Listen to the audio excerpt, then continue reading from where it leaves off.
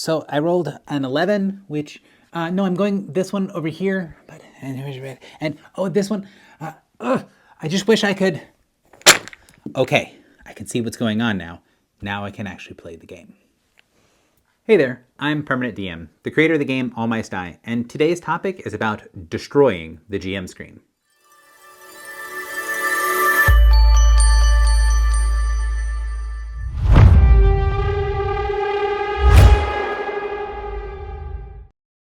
There are games on the market right now that you can just go and play that do not require a dungeon master, game master, judge, a storyteller, or director. The most popular way to play, however, does involve someone being behind the proverbial screen and running the game. In many instances, that role at the table is the limiting reagent for brewing a game of Dungeons & Dragons. It is much less common to have a group of people who exclusively want to run the game and not play than it is to have a group of people exclusively wanting to play but not run. Why? Well, there are lots of reasons and lots of people attacking the issue from a variety of angles. Matt Colville's series Running the Game is great for getting people started behind the screen.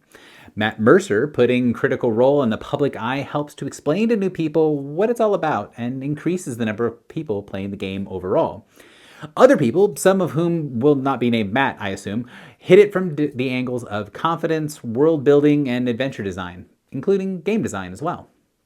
What I'm saying is, if you want to DM, we live in a much better place to figure out how to get started than when I started in the 90s. These discussions typically focus on how do we get more people into the game so that there are more of those people that have that small percentage who want to run and are available to run games. Or how do we help increase that percentage of people at the table who want to give a go at going behind the DM screen? The second one is typically done by building bridges over the DM screen, helping people have an easier time making the voyage so more people do it. Sometimes you can make what is on the other side look especially cool to entice people to go through what might look like a ton of effort. All of these things are great and helpful, but there's one way of addressing the problem that needs more focus. What we can do rather than helping people over is lower the barrier to entry to make the DM screen, as best we can, disappear. Some people don't want this screen to be lowered. Lowering the screen means that everyone can see what's on the other side. It means people who might not be invested might feel like they can hop over there, and people who don't want to see what's behind the screen, they have to see what's in the magician's bag of tricks. While I understand both of these mindsets, I think catering to them is actively bad for the hobby. Strong statement, I know, but hear me out. For those that feel like it should be a rite of passage to get to the other side of the screen, only done by those who are ready and willing to take the plunge, no part of this is going to be forcing anyone to go over to the other side. Making the road new DMs travel easier does not diminish the effort you put into getting to where you are. Ideally, you can show the new people how to do in one campaign what you had to figure out after running 10. That desire to help make the process easier is one of the core reasons running this channel and designing games is something I'm passionate about. If this is a die-hard point for you, this video is about to get infuriating, so I hope you have a wonderful day. If you're of the opinion instead that the magic will be destroyed if you see what's on the other side of the screen, you're right. I aim to destroy the mystique of running games. I actively want you to see all the tools, tactics, and everything I use to make my game fun, and then have you still feel like something is special. Because there's no magic trick more compelling than when a magician lays out all of their tools in plain sight on the table and then amazes you anyway. The special sauce is in the group, the community, the game elements arranged in unique ways. Those are still going to be there, even if you can see what's on the other side of the screen. There's room for secrecy with the DM screen down for things to be hidden in the moment when the big reveal will have the most impact.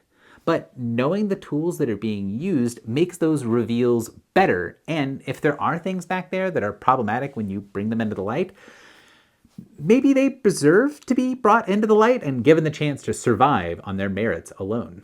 maybe we shouldn't be fudging behind the screen. Maybe we should just show the players what we're rolling.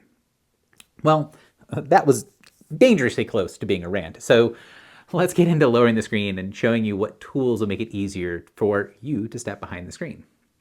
We can minimize the amount of stuff that has to be DM-only knowledge so that it's easier for the players to see themselves in the DM's shoes. In my video, Share the Load, I talk a lot about things that you can share with your players when it comes to the tasks at the table.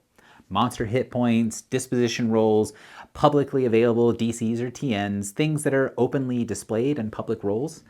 Even having like a player that tracks conditions and has things that they take from you are blocks you're removing from that DM screen as you pull them down. When you take them out of the wall and share them around the table, it's surprising what a tiny portion of stuff actually needs to be on the GM side of the screen. In All Mice Die, the TNs, or DCs for monsters' attacks, and their defenses are public when they're encountered, but not before. If the monster's numbers are behind the screen, it's not for long. Most of the time you spend interacting with creatures will be with public knowledge and what rolls needed to be made and what they mean. If a group has encountered a particular enemy before, they might have all the information for running that monster outside of choosing what the monster does and how they will react to specific things, which does something deceptively devious. Just like the magician, the more things that you can see that are public, the more things you can't see draw your attention. If the players see all of the variables and then things play out, they will start thinking like the creatures controlled by the DM. It's kind of hard not to, because they have all the tools needed to see what decisions they would make in the shoes of the DM or in the shoes of that creature. If a player doesn't know the best line of attack for the monster, what its abilities or motivations, there might be too many dark spots for them to be able to easily imagine what they would do if they were controlling the monster. The DM screen is too high. But it's boring to fight all the same monsters again and again and again, right? We don't make an entire campaign of nothing but fighting goblins because we want to fight orcs or demons or God. Should we read the monster's manual before we start playing? That feels like a lot of work, and it takes a lot of fun out of the exploration part of the game. Okay, so what would help? Sharing the information. Not from the book to the player, but from the player to their fellow players. Maybe you haven't fought the goblins 10 times, but various groups over the course of the campaign have fought goblins. This is where the West Marches comes in. This group is 4 soldiers, like the one we fought in the game a couple of days ago, and a couple snipers, like that adventure with the tower from a few weeks ago, and that shaman. What? Actually, we haven't fought them before, but we fought a soothsayer, and maybe they're similar? In a West Marches game, this sort of shared knowledge, the pool of information all the players have and slowly build and build as time goes on, is critical to the game. As the knowledge gets diffused throughout the campaign and the DM screen is lowered, unknowns get limited to monsters or a specific set of abilities in combat. Then more and more players go, I could do that. But, that's the thing. Starting is hard. You have to find a whole group of players and have an idea to build off of. And wait, in a West Marches game, if the players at the table are already sharing the load and they know a lot of the information needed to run, all you need to do is to focus on that one little dark spot. That is the special sauce that you'll add when you go to run. And maybe when you run a game, there is no special sauce. At least not more than just sitting around the table having fun with your friends and fellow players. It is a normal goblin encounter with normal goblin raiders. Nothing to see here, folks. Don't worry. There's no tricks hidden up sleeves. And you know what? Your players are going to be having a blast because they're doing the work with you. They're seeing what you're doing as inspirational. They're waiting for the special sauce, and when they see you get the hang of the basics, they all know that as soon as you're ready, the game is going to have twists and turns just like everyone else running. West Marches as a style means more people can play in a given game. Having 50 players at a table is not something a traditional 5-man band style can really do.